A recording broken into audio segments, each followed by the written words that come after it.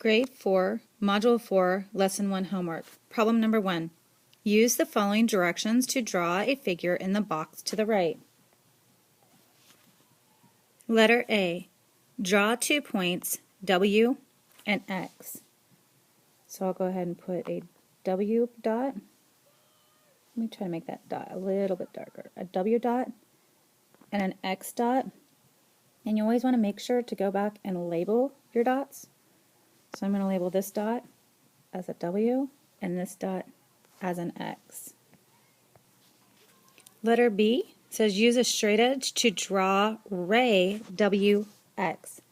We know a ray starts with the first point, which is W, and it goes through that X point, and we always have to make sure an arrow is on the end of that ray. Letter C, draw a new point that is not on WX, ray WX, and label it Y. So I'm going to do another point down here, and I'm going to label that Y.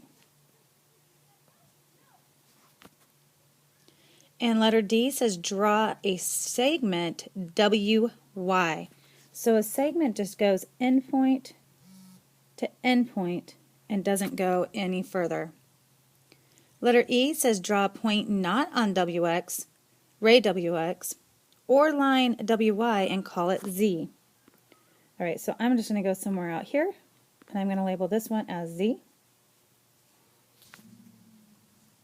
And letter F says construct a line YZ.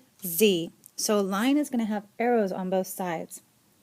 So I'm going to start out here and make sure that there's arrows showing that that is actually a line.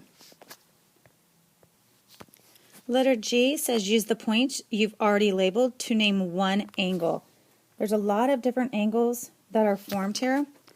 Let's just go for angle WYZ. That would be this angle. You can name all kinds of angles. I'll go ahead and add another one because they asked you just to name one, but just making sure you understand how angles are labeled. You could label angle X, W, Y. An angle always has the vertex as the middle point.